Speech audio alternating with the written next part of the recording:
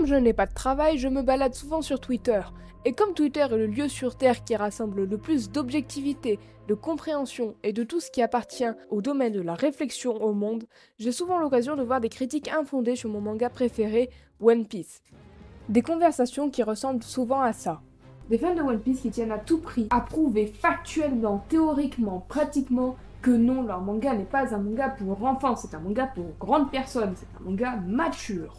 Remarquez que ça se termine la plupart du temps sur des insultes, un ratio ou une des deux personnes qui bloque l'autre. Donc, en tant qu'énorme fan de One Piece, j'ai décidé de me poser la question. Est-ce que One Piece est un manga pour enfants ou est-ce que c'est un manga mature? Retenez bien que mature, je mets 3000 guillemets. Qu'est-ce qu'un manga pour enfants? Disons que c'est un manga qui vise en particulier un public jeune, voire très jeune. Qu'est-ce qu'un manga mature? Disons que c'est un manga qui traite de problématiques qui seront comprises que par un public d'une tranche d'âge au-dessus. Je ne vais pas présenter One Piece, qui est le manga le plus vendu de la décennie.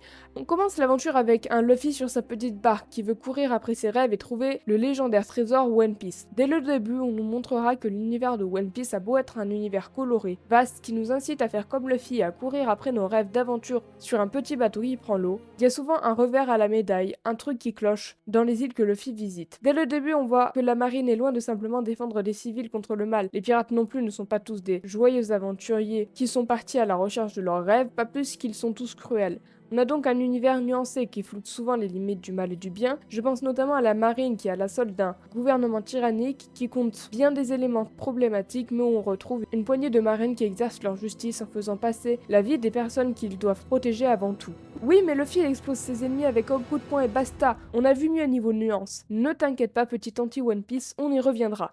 Plus l'œuvre progresse, plus les problèmes prennent de l'ampleur, à l'échelle d'un village puis d'un grand pays. Plus ça va, plus on découvre les trucs sombres qui se trament en fond. Le tournant sera l'arc Water 7, Enies Lobby, qui développera la place du gouvernement mondial dans son monde, alors que juste ici, on ne voyait que sa face visible, la marine. Avec Water 7, avec l'arrestation de Tom, puis 8 ans plus tard, la tentative d'assassinat d'Iceberg, on verra qu'ils n'hésitent pas à utiliser de complots, de manipulation, de diffamation pour arriver à leur fin, pour servir leur propre intérêt.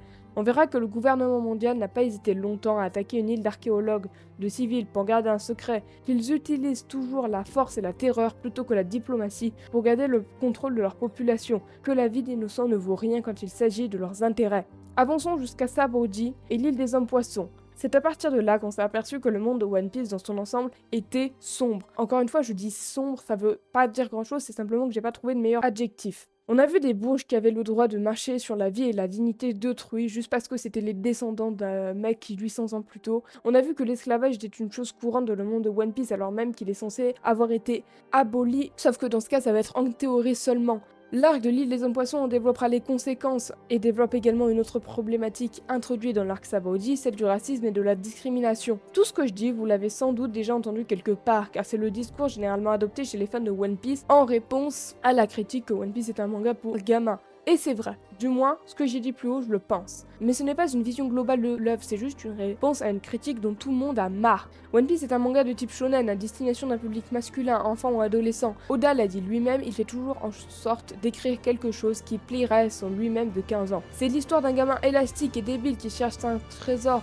Les combats sont shonen au possible, le pouvoir de l'amitié est plus que présent, l'humour est enfantin et burlesque, on a des personnages qui sont totalement loufoques pour ne pas dire what the fuck, une mascotte mignonne, et pas mal d'autres clichés. J'ai beaucoup parlé des problématiques du monde de One Piece, parlons maintenant de la manière dont elles sont entre guillemets résolues. Le gros du problème est souvent résolu de la manière la plus shonen possible. Luffy qui casse la gueule du méchant. Je vais prendre en exemple l'arc Dressrosa. Son histoire remontait à 10 ans auparavant quand Doflamingo avait pris possession du pays par la ruse, en faisant passer le roi Riku pour un tyran.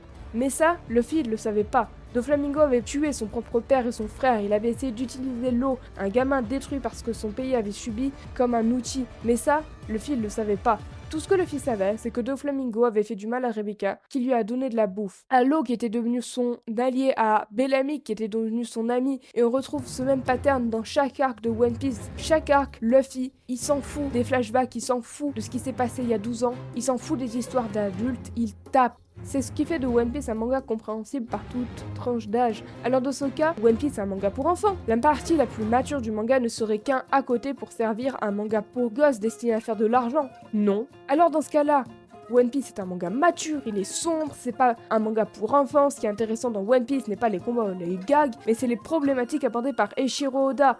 Non plus, ce soit clair. J'ai longtemps pensé ça, mais cette façon aussi de voir les choses est fausse. One Piece n'est pas un manga sombre, je mets 3000 guillemets encore une fois. Son univers l'est, je n'aimerais pas habiter dans le monde de One Piece. One Piece utilise une mécanique très simple que j'ai déjà abordée dans une de mes vidéos. C'est l'histoire d'un garçon joyeux qui transforme le monde autour de lui. C'est une histoire de celui qui opprime, de celui qui est opprimé, de celui qui les libère. Si la finalité est que tout le monde est heureux, c'est que avant ils ont souffert. Le monde de One Piece est un monde où la diffamation, la manipulation, le mensonge, la discrimination sont profondément gravés. Luffy, le héros de shonen, le plus shonen du shonen, le héros débile, le plus golemon des idiots, celui qui n'aide que ses potes mais qui est pote avec le monde entier, le plus simple et le moins nuancé, et par sa simplicité, un rayon de soleil dans une nuit qui dure depuis trop longtemps. L'arc qui illustre le mieux ça est aussi l'arc dans lequel les sujets matures sont le plus abordés, l'île des hommes poissons. L'histoire entre les humains et les hommes poissons c'est compliqué puisqu'on retrouve des bourreaux et des victimes des deux côtés, puisque le problème sans être insolvable, eh bien il prend racine dans des trucs très anciens et très ancrés. Et Luffy,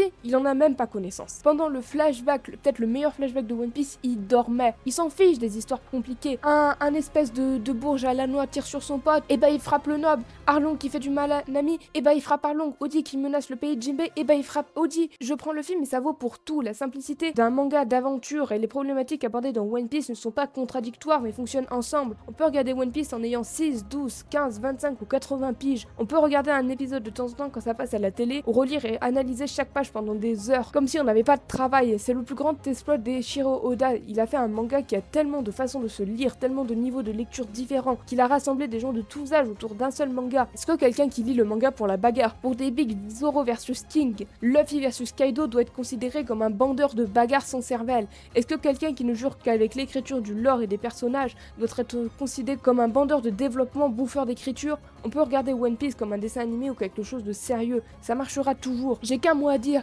c'est merci Oda, merci d'avoir écrit One Piece. Merci d'avoir écrit ce manga qui nous a fait pleurer, qui nous a fait rire, un manga qui transmettra toujours l'espoir, parce que c'est ça One Piece. Merci d'avoir regardé la vidéo. Le but est bien sûr d'insulter personne, c'est simplement que j'ai l'impression que le terme pour enfant, c'est devenu une insulte. Un manga, une œuvre qui parvient à se faire comprendre des plus jeunes, bah au contraire ça va être un atout, ça va être quelque chose de magnifique. Je dis ça pour One Piece mais ça vaut pour Naruto, ça vaut pour Dragon Ball, ça vaut pour tout plein de mangas en fait. C'est peut-être ça la force des mangas de type shonen, c'est d'arriver à s'adapter à un public jeune tout en arrivant à garder une identité. J'ai déjà entendu l'expression que lorsqu'un film est fait pour tout le monde, en réalité il est vraiment fait pour personne. Pourtant j'ai l'impression que One Piece est fait pour tout le monde. Enfin bref, merci d'avoir regardé la vidéo, je vous souhaite une bonne journée, une bonne soirée, et n'oubliez pas que la passion et les rêves sont comme le temps, rien ne peut les arrêter. Salut!